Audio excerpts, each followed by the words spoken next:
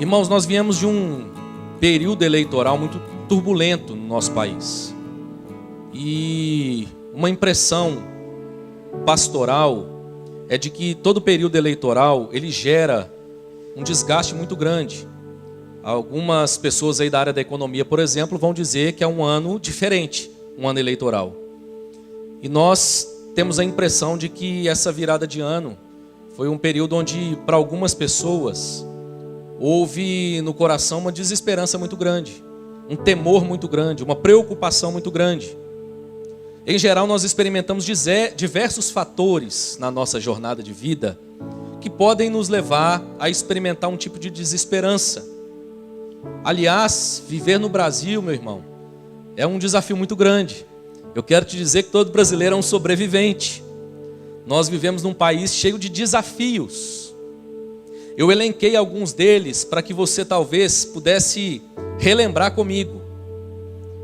Eu entendo que o excesso de exposição à notícia ruim faça mal à nossa alma. E a gente de repente precisa evitar. Tem gente que se afunda tanto no noticiário e lendo tanta coisa, tanta notícia ruim, que às vezes há um adoecimento, literalmente.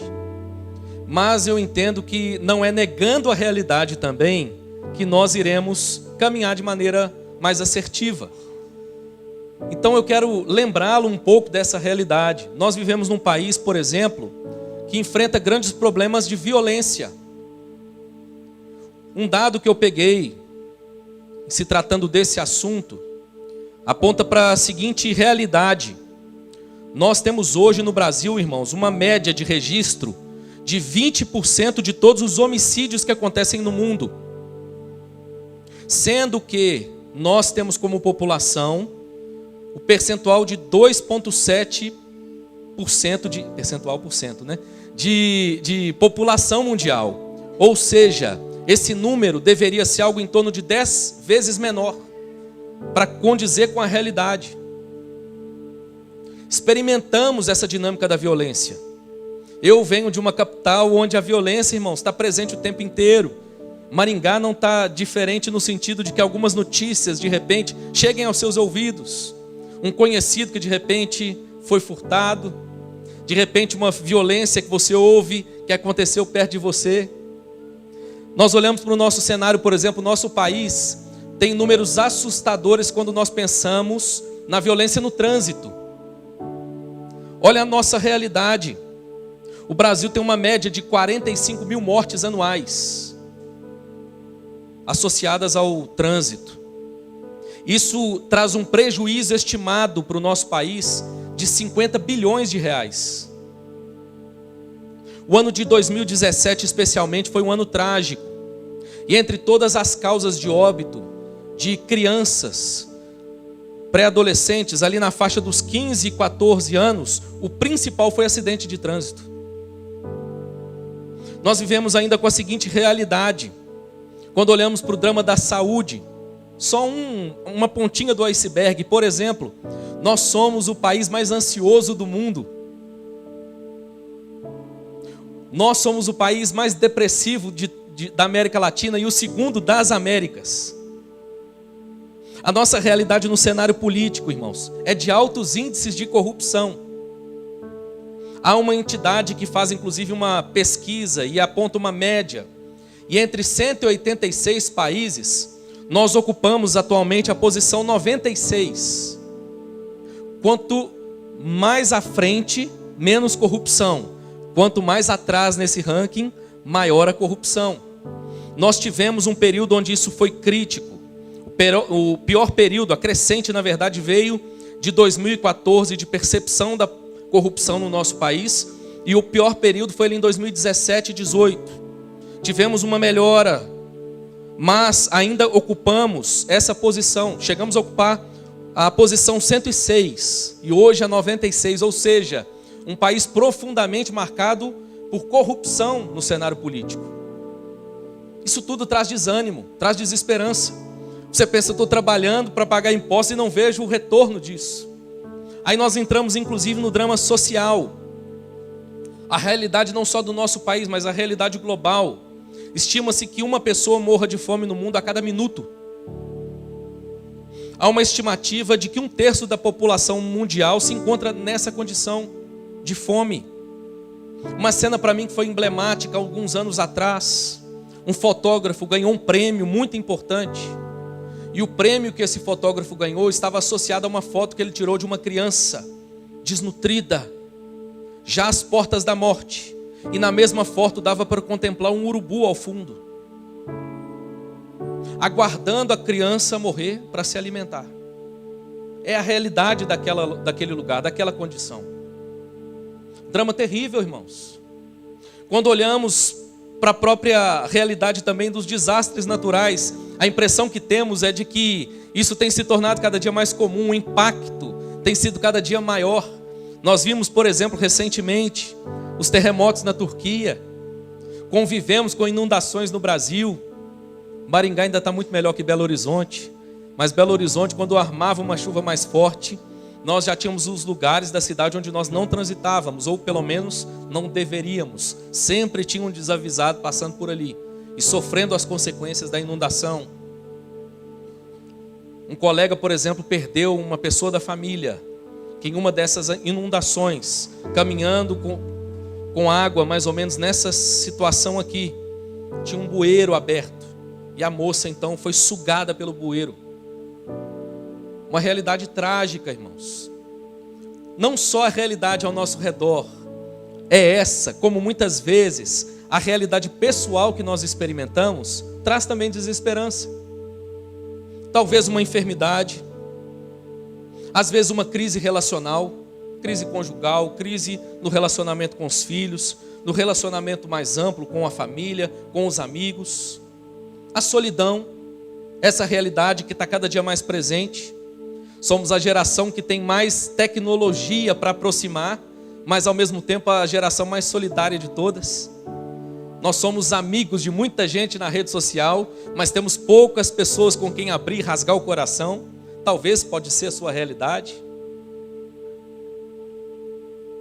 Temos ainda, irmãos, lidado com o sentimento de fracasso em uma sociedade que é muito voltada para o desempenho.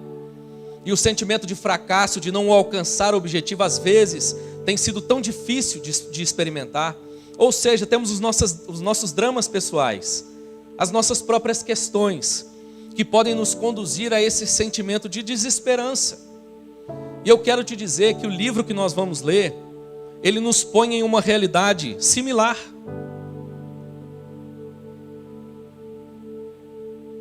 Lamentações de Jeremias. Só pelo título você já imagina o que vem no livro. Quando nós olhamos então para a realidade do profeta, o que nós encontramos? Jeremias tinha muitos motivos, humanamente falando, para perder a esperança. Quero te dar alguns exemplos. Ele vai citar no livro, vou citar o verso aí, você não precisa ler. Por exemplo, no capítulo 1, verso 3, Jeremias fala de escravidão. Um povo que até então experimentava uma liberdade tão grande. O povo de Deus que conhecia uma liberdade maior do que a das outras nações, agora estava experimentando a escravidão. Estava sendo levado cativo, postos a trabalhos forçados. Eles estavam experimentando, capítulo 1, verso 8, o exílio político.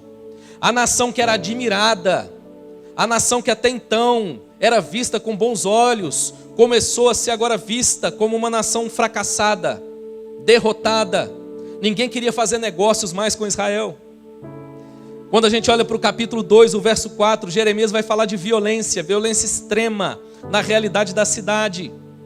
É interessante, inclusive, observar como que o caos social, ele traz muitas vezes um aumento progressivo de violência. Essa é a realidade em Jerusalém nos tempos do profeta Jeremias, nos tempos do livro que ele escreveu. Nós ainda vemos algo que era muito importante para o profeta. Capítulo 2, verso 9. O povo de Deus se acostumou com Deus falando com ele. Deus levantava profetas que comunicavam a palavra de Deus ao seu povo. Esses profetas traziam um direcionamento para o povo de Deus. Havia um entendimento então nesse povo, um certo orgulho de que o Deus de toda a terra, o Criador do universo, se comunicava com esse povo, mas no verso 9 do capítulo 2, Jeremias vai dizer que agora há ausência profética, não há mais voz profética, Deus se calou e se distanciou do povo por causa do pecado do povo. Quando nós olhamos ainda para o capítulo 2, verso 15 e 16, Jeremias vai falar de mais uma experiência terrível que eles estavam experimentando, a de serem escárnio das nações. As nações zombavam deles nesse período. As nações riam da condição na qual eles se encontravam e zombavam do povo de Deus. Jeremias ainda vai viver na sua própria realidade pessoal grandes dramas. Ele foi o profeta, por exemplo, que foi jogado em uma cisterna, em um poço. Jeremias experimentou prisão várias vezes. Jeremias foi o profeta que, por causa de todo esse contexto, não pôde se casar. E puxa vida, isso é difícil, hein? Na pandemia, houve esse clima apocalíptico, muita gente entendendo que estava chegando o fim, e alguns jovens, lá no meu contexto, solteiros, falavam assim: pastor, ora, eu preciso casar primeiro antes de Jesus voltar. E de repente Jeremias está experimentando essa realidade da solidão afetiva. Olha que interessante, nós estamos diante de alguém que tem autoridade para o que ele vai falar. Alguém que também vive uma realidade semelhante à nossa. Talvez você veio aqui nessa manhã alegre, e o meu objetivo aqui não é tirar essa alegria. Pastor, o senhor falou de tanto motivo para a gente perder a esperança, mas é justamente para que você perceba que há uma única razão sólida para que nós mantenhamos a nossa esperança em Deus. É interessante que Lamentações fez Jeremias ganhar um apelido, e até hoje as pessoas falam de Jeremias como o profeta chorão. Puxa vida, um livro só tem lamento, só tem choro do profeta. Mas eu quero te dizer que isso é uma incompreensão do texto. Na verdade, Lamentações é um livro poético. E como livro poético, ele foi muito bem projetado para que ele não só trouxesse às pessoas um entendimento acerca da realidade, mas para que ele colocasse no clímax, no centro do livro, qual era o real propósito e a mensagem que o profeta queria deixar. É interessante que, se você der uma olhada para Lamentações, você vai perceber que esse livro possui 5 capítulos. A estrutura do livro é a seguinte: cada capítulo possui 22 versos, o primeiro, o segundo, o quarto e o quinto. Mas o capítulo 3 possui 66 versos. Claro que nós sabemos da organização posterior da Bíblia em capítulos e versos, mas aqui a estrutura do texto é essa. E os capítulos e versos foram organizados pegando a estrutura da poesia como modelo. E nessa estrutura, o que isso aponta? O capítulo central, então, do livro é o capítulo 3. E como capítulo central que possui mais versos, aqui nós temos o clímax da mensagem que Jeremias quer nos deixar. E o clímax dessa mensagem, então, se encontra no capítulo 3. Dá uma olhada aí no texto comigo. Nós vamos ler a partir do verso 19. Jeremias vai dizer o seguinte, a partir do verso 19 até o 26. Diz assim a palavra de Deus: lembra-te da minha aflição e do meu pranto, do absinto e do veneno. Minha alma continuamente os recorda e se abate dentro de mim. Agora presta atenção no verso 21. Quero trazer à memória o que me pode dar esperança. Jeremias está dizendo então que a partir daqui ele vai anunciar aquilo que está no seu coração e na sua mente, na sua memória, e que nutria a sua esperança mesmo em tempos caóticos como os que ele vivia. Eu quero te dizer que, ao exemplo de Jeremias, nós podemos ter esperança em Deus. Jeremias então vai apresentar qual era a razão da sua esperança. Verso 22. As misericórdias do Senhor são a causa de não sermos consumidos, porque as suas misericórdias não têm fim, renovam-se cada manhã. Grande é a tua fidelidade. A minha porção é o Senhor, diz a minha alma, portanto esperarei nele. Bom é o Senhor para os que esperam por Ele, para a alma que o busca. Bom é aguardar a salvação do Senhor, e isso em silêncio. Interessante, irmãos, que diante de todo o drama dos nossos dias, onde muitas vezes a desesperança pode alcançar o nosso coração, diante de um drama semelhante, vivido pelo profeta Jeremias, onde havia muitos motivos para que o seu coração se angustiasse, para que o seu coração se abatesse, para que Jeremias então perdesse a esperança. Jeremias, ao contrário disso, anuncia que havia no seu coração uma esperança real. E eu quero te dizer nessa manhã que nós podemos e devemos nutrir no nosso coração esperança em Deus. Jeremias então vai apresentar aqui algumas razões pelas quais nós podemos e devemos ter esperança em Deus. Está direto no texto. É simples a percepção. A primeira coisa que Jeremias apresenta aqui é a misericórdia de Deus. Jeremias diz que a razão pela qual nós podemos ter esperança é a misericórdia de Deus. O que é misericórdia? Essa palavra no português ela tem origem latina. É a junção de duas palavras. A primeira palavra tem um sentido de ter compaixão, e a segunda palavra significa coração. A ideia é que quem tem misericórdia, o seu coração é posto na miséria, na condição precária de alguém. É interessante que o homem sem Deus, muitas vezes, ele vive sem considerar a sua real condição. E a sua real condição, segundo as Escrituras, é de separação de Deus. Somos todos pecadores. Dá até para colocar uma hashtag aí, né? Tá na moda, né? Somos todos alguma coisa. E nós podemos afirmar pelas Escrituras, somos todos pecadores. O que a Bíblia nos diz é que todos nós merecemos a condenação de Deus, o justo juízo de Deus. Conversava com uma pessoa essa semana e dizia para ela que a revelação de que o Deus das Escrituras é esse ser onipotente, onisciente, esse ser tão grande, que está em todos os lugares, tem poder para todas as coisas, conhece todas as coisas. É algo muito belo, e entender que esse Deus é santo e justo, é algo que nos traz um alívio enorme. Imagine se o Deus das Escrituras, fosse esse ser tão grande e poderoso, e ao mesmo tempo não fosse santo, não fosse justo, fosse mau e perverso, com tanto poder, o que Ele não faria conosco? Mas é justamente o entendimento de que Deus é santo e justo, que nos gera um novo problema. Se Deus é santo e justo, Ele não pode permitir que o pecado passe impune. Ele não pode conviver com o pecado. Ele não pode negociar essa verdade. Mas a mensagem das Escrituras é: Ele então provê, Ele graciosamente provê uma condição de estarmos novamente em conexão com Deus. A Bíblia vai dizer que por causa da graça de Deus, Ele envia, pelo amor de Deus, por causa do amor de Deus, Ele envia o seu Filho ao mundo. O próprio Deus se fez carne e habitou entre nós. E Ele então foi crucificado, Ele morreu para redimir o seu povo. A Bíblia vai usar inclusive uma linguagem um pouco mais jurídica, falando da justificação. E é interessante que algumas pessoas confundem a justificação, entendendo que Deus as torna justas. Mas não é isso que a Bíblia diz, porque isso seria injusto. Não é que Deus as torna justas, mas Deus as declara justas.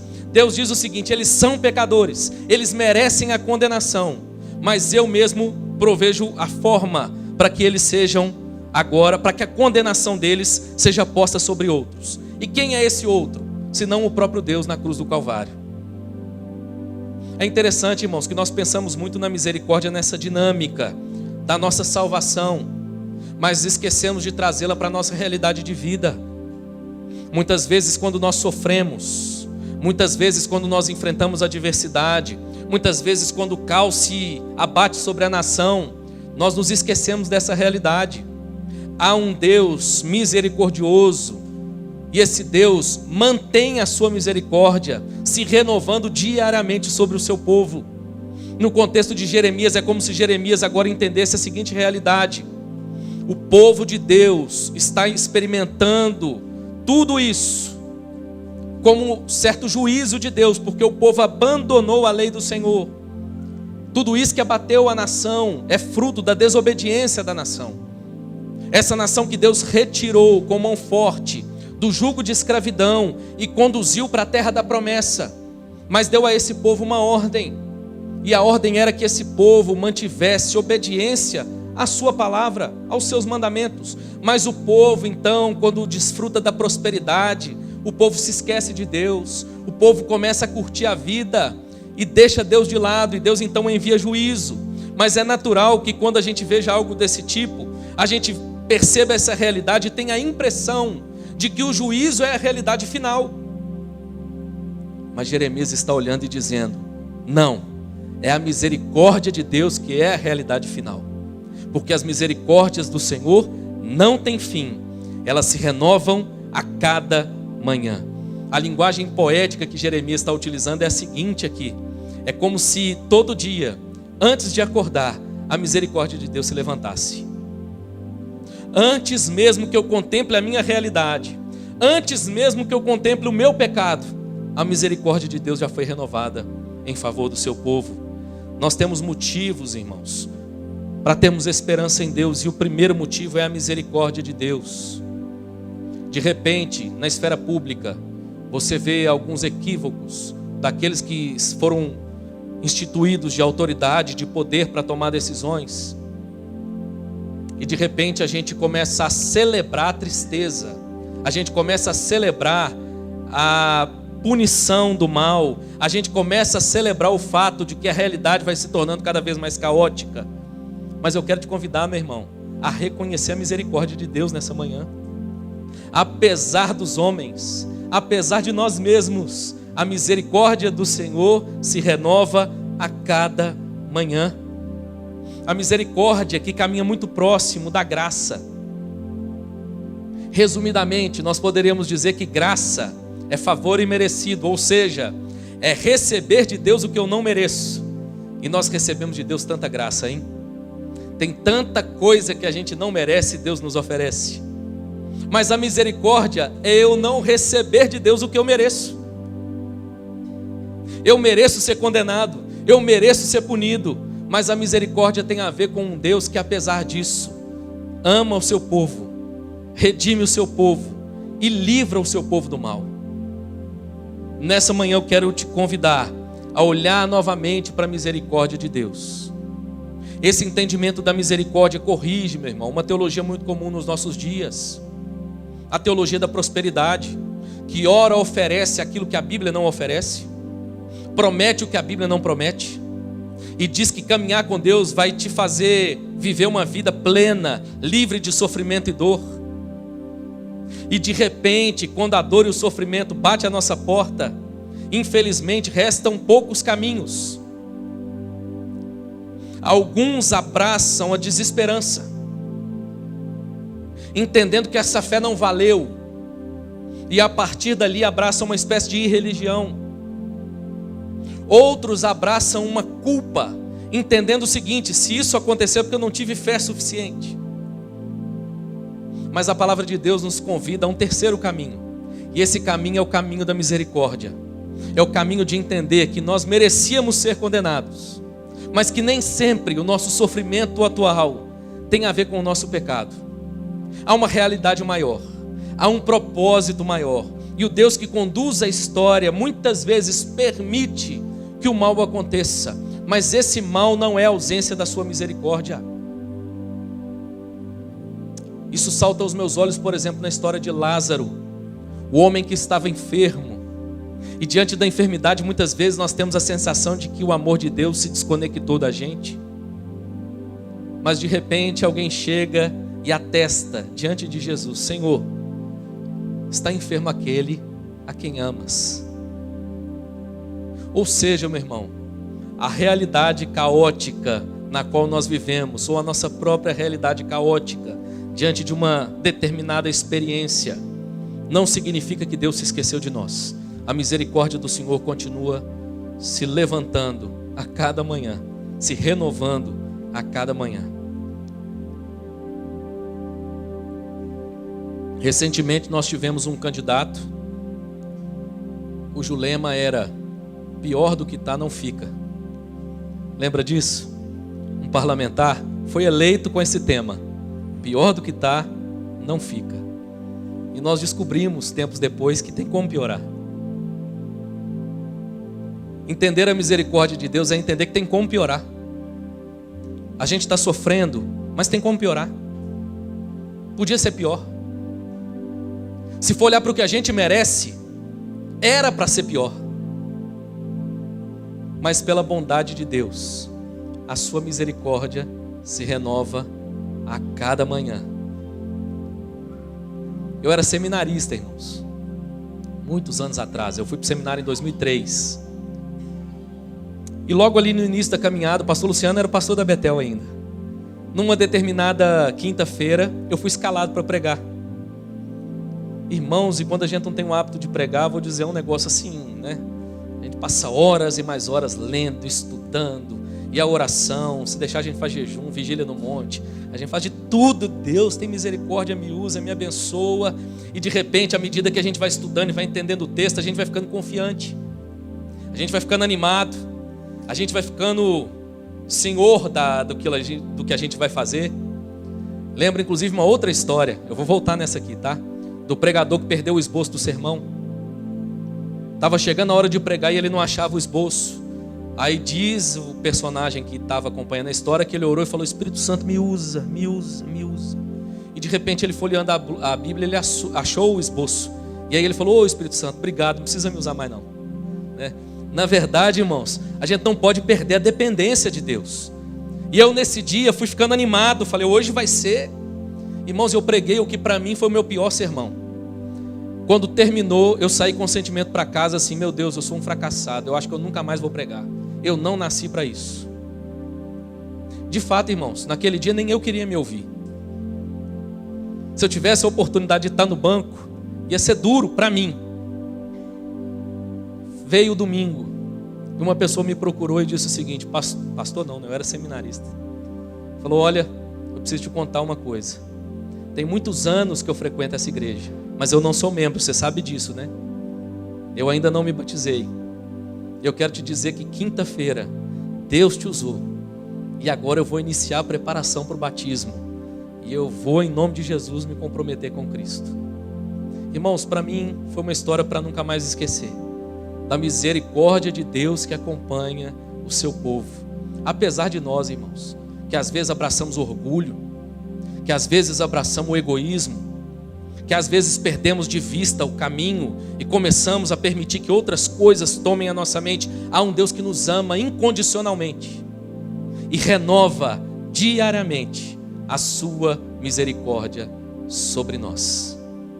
Talvez hoje você julgue que você não merece aquilo que talvez você sabe que precisa da parte de Deus, mas não é porque você merece, é porque a misericórdia do Senhor se renova a cada manhã. Jeremias ainda vai falar nesse texto, irmãos, acerca da fidelidade de Deus. Olha o que ele diz na parte B do verso 23. Grande é a tua fidelidade. Jeremias reconhece, irmãos, mais uma verdade preciosa, mais um motivo precioso para manter a esperança no seu coração. Primeiro, a esperança pode ser mantida porque nós não lidamos com um Deus que não tenha misericórdia, um Deus implacável, não. Ao contrário disso, o Deus das Escrituras é o Deus de misericórdia. Mas também porque esse Deus é fiel. Quando nós falamos da fidelidade de Deus, nós precisamos atentar para aquilo que ela significa nas Escrituras. A Bíblia vai chamar a nossa atenção para a ideia de aliança. Há um Deus que escolheu fazer aliança com um povo. Mas a aliança de Deus com o seu povo é diferente, por exemplo, da aliança que nós fazemos no casamento. A aliança que nós fazemos no casamento é uma aliança bilateral. É o homem com a mulher e a mulher com o homem. A aliança de Deus com seu povo nas Escrituras é uma aliança unilateral. É Deus quem escolhe fazer aliança, e é Deus quem mantém essa aliança. Não há nada que o homem possa fazer para quebrar essa aliança. Não há nada que o homem possa fazer para perder essa aliança. Deus escolheu manter uma aliança do princípio ao fim. Nós cristãos temos o privilégio, irmãos, de olharmos para a história não como alguém que tem temor e expectativa do amanhã, mas como alguém que celebra o fato de que já sabe o fim da história. Nós lemos aqui o livro do Apocalipse, e o que é o livro do Apocalipse? Senão a revelação dos últimos dias, a revelação do fim. E qual é a revelação do fim? A revelação do fim é: a igreja do Senhor Jesus é vencedora, apesar de toda a tribulação, apesar de toda a luta que enfrentamos, apesar de todo o sofrimento, apesar de toda a dor, nós vencemos e venceremos em nome de Jesus. Mas a razão por que isso tudo acontece, irmãos, não é por nossa causa, por aquilo que nós produzimos, mas é pelo fato de que há um Deus que é fiel à sua aliança. A fidelidade de Deus então vai nos convidar a olhar para a sua imutabilidade. O Deus das Escrituras não muda. O que isso significa? Isso não significa que Deus não possa mudar os seus métodos, mas significa que o ser, o caráter, os atributos, os propósitos de Deus não mudam e jamais mudarão. Deus escolheu um povo, Deus fez uma aliança com esse povo, e Deus disse que esse povo seria conduzido até o fim. Jesus disse que Ele conhece as suas ovelhas e que ninguém arrebata as suas ovelhas das suas mãos. A razão pela qual, irmãos, nós podemos descansar em Deus é por causa da sua fidelidade, mas ao mesmo tempo, o entendimento da fidelidade de Deus corrige de certa forma a religião do imediatismo, de querer as coisas para amanhã, de achar que nós vamos produzir o que nós queremos no tempo que nós queremos. Às vezes até mesmo com uma aparência de fé mais elevada. Algumas pessoas, por exemplo, dizem confiar no milagre. E elas vivem com uma confiança, às vezes até de certa forma arrogante. Nós somos o povo, irmãos, que confia no milagre, mas que também confia nos meios ordinários de Deus. Nosso Deus pode trazer cura? Pode. Nosso Deus pode trazer transformação social? Pode. Nosso Deus pode trazer transformação econômica? Pode. E nós clamamos e desejamos e buscamos que Ele assim o faça. Mas nós descansamos no Deus que é Senhor da história e que às vezes a conduz de uma maneira que nós não conseguimos compreender muito. Mas nós descansamos no fato de que Ele é fiel. Recentemente eu disse aqui, irmãos, que há promessa de cura nas Escrituras para nós. E Deus tem 3 formas de curar: um milagre, uma oração e uma enfermidade é removida. Um segundo método ordinário: Deus usa pessoas, médicos, enfermeiras, químicos, e tudo aquilo que foi produzido é usado em prol da nossa restauração física. Mas Deus ainda tem um terceiro método. E esse método, irmãos, é o mais difícil para nós. Nós tememos do lado de cá, mas celebraremos do lado de lá. É quando de repente cessam-se os desígnios de Deus para nós, desse lado de cá, e nós somos chamados à eternidade. Eu me lembro de uma história familiar. Meu avô para mim sempre foi um exemplo de fé, um homem com defeitos igual eu e você, mas um homem muito temente a Deus, muito aplicado à palavra. Lia a Bíblia e relia diversas vezes. Conhecia muita coisa de cor, de fazer a gente, pastor, ficar com vergonha. Citava a história dos reis, dos profetas, fazia conexões que às vezes minha mente quase entrava em parafuso. Eu tenho um primo aí famoso que fala, eu não sei se esse número é isso mesmo, mas ele morou com ele, fala que ele leu a Bíblia toda mais de 100 vezes. Minha avó adoeceu. E no hospital, ele disse para ela, Mariquita, ela chamava Maria, mas era o nome carinhoso que a família chamava. Eu já comprei aquela planta que você gosta, aquela flor que você ama. E ela está lá, te esperando. Estou pronto para te dizer o seguinte: fica tranquila, você vai voltar para casa. Mas aquela enfermidade matou a minha avó. Veio o dia do velório, e o seu Joaquim, aos 90 anos mais ou menos, pediu a palavra. Houve certo rebuliço, temor na família do que ele iria falar. Já um homem idoso, meu avô era muito magro, franzino, medo dele passar mal e de repente não conseguir se manter de pé ali, mas ele insistiu e foi dado a palavra. E lá na frente do auditório ele disse o seguinte,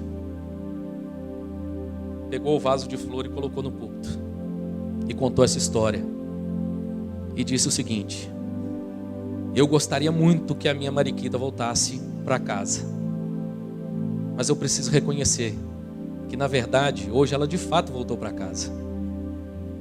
Hoje já não há mais dor, já não há mais sofrimento, porque ela se encontra no seio de Abraão, na presença de Deus.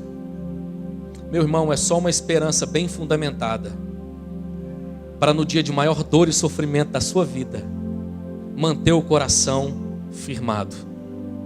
Mas sabe qual é a razão desse coração firmado? Não é aquilo que é da gente mesmo, mas aquilo que a gente recebeu de Deus. Há um Deus fiel, e esse Deus fiel cumpre as suas promessas. E Ele prometeu, irmãos, que tragada foi a morte pela vitória. A vitória do cristão não termina necessariamente aqui, mas há um dia, irmãos, em que nós estaremos celebrando eternamente na presença do Pai.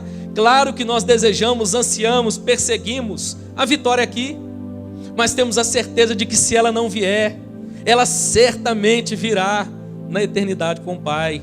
É com os olhos fitos na aliança que Deus tem, com a fidelidade que Deus mantém a sua aliança, que nós caminhamos, irmãos, independente da realidade na qual nós vivemos.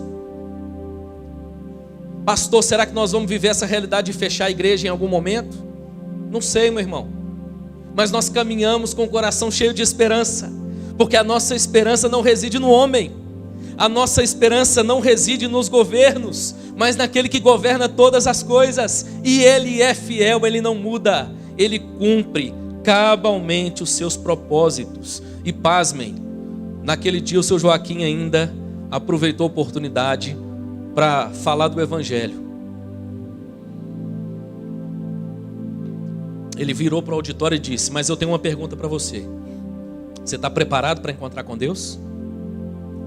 Se hoje fosse o seu dia, como é que seria esse dia? Cantou o hino que ele mais amava, o hino 213 do Inário Presbiteriano. Quem conhece esse hino? De cabeça ninguém, né, pastor? Não sei gravar número. O refrão dele é assim: meu amigo, hoje tens a escolha, vida ou morte, qual vais aceitar?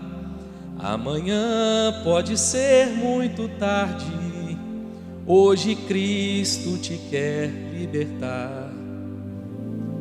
Puxa vida, não tem como não guardar um dia desse no coração, hein? Terceiro e último lugar, Jeremias ainda nos convida a olhar para a providência de Deus. Verso 24 a 26, ele diz assim: a minha porção, a minha herança é o Senhor, diz a minha alma, portanto esperarei nele. Bom é o Senhor para os que esperam por ele, para a alma que o busca. Bom é aguardar a salvação do Senhor, e isso em silêncio.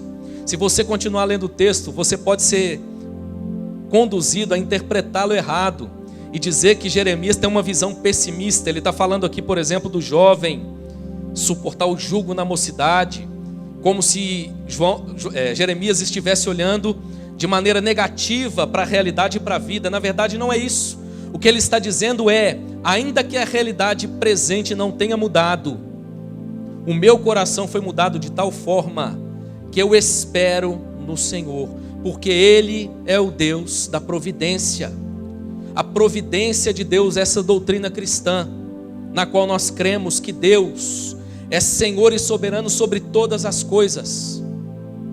A história está debaixo do governo de Deus. Nada acontece sem que de certa forma cumpra o propósito de Deus, sem que de certa forma conduza todas as coisas para aquilo que Deus já determinou que elas aconteçam. Deus não é o autor do mal, Deus não é o autor do pecado, mas mesmo o mal e o pecado são usados em favor do propósito de Deus. Lembro de uma história que talvez seja uma das grandes histórias bíblicas que nos faz olhar para essa realidade, a história de José, um jovem moço que sofreu, irmãos. E eu fico me perguntando como eu reagiria no lugar de José, principalmente antes, porque nós sabemos o final da história e nós contemplamos o final da história, mas pense em José enquanto ele vivia o que ele viveu. Maltratado pelos seus irmãos, jogado em um poço, vendido como escravo.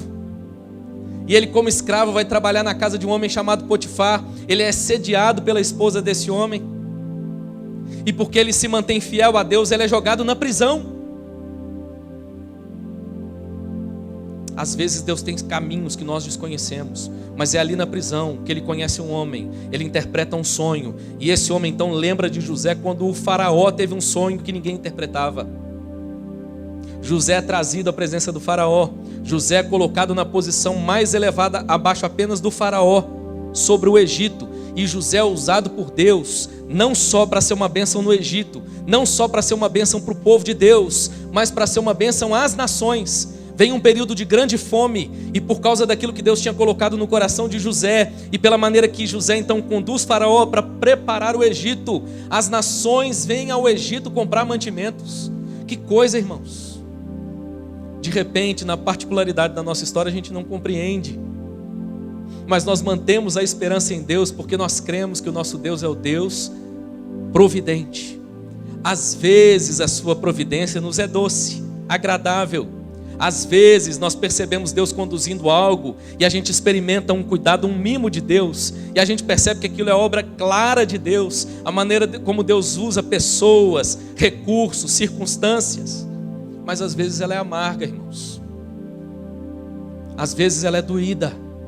Mas nós podemos e devemos manter a nossa esperança, porque o nosso Deus é o Deus da providência, seja ela amarga, seja ela doce, em nome de Jesus.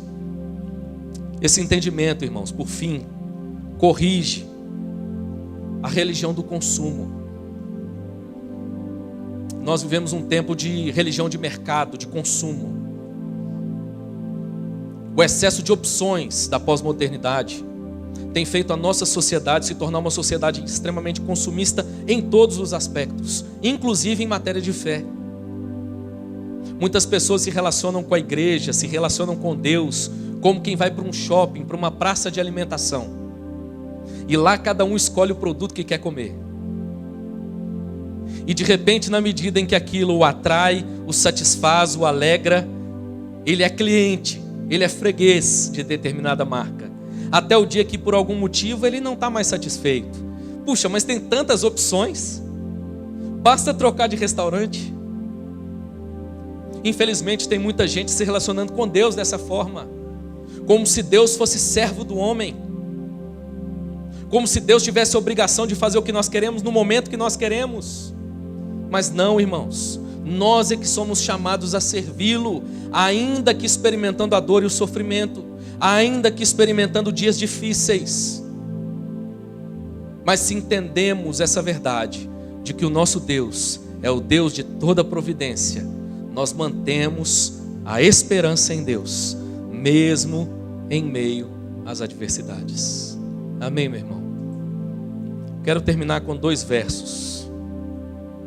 Quando nós olhamos para Lamentações, capítulo 5, verso 21, finalzinho do texto, Jeremias vai dizer o seguinte: Restaura-nos, Senhor, e faze-nos voltar para Ti. Devolve-nos a alegria que tínhamos antes. Jeremias não é alheio à realidade, irmãos. Não é alguém que vive diante do caos, diante da tristeza e que não percebe o quanto ela o afeta. Jeremias não deixa de pedir a transformação da realidade, mas ao mesmo tempo ele descansa e mantém a esperança, mesmo diante do caos. Pastor, qual é a razão primordial, central, única, de qual todas as outras derivam na vida do cristão? Parte B do verso 27 de Colossenses 1.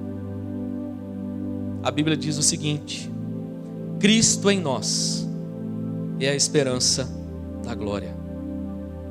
O fato de que Cristo permanece em nós, no seio da igreja, é para nós o lembrete perpétuo de que a história termina com a vitória do povo de Deus. Nosso aparente caos, nosso aparente sofrimento, a realidade aparentemente caótica ao nosso redor, deve ser vista à luz dessa verdade. Há um Deus que é Senhor da história e que em todo o tempo cuida da sua igreja, cuida do seu povo, em nome de Jesus. Amém, meu irmão?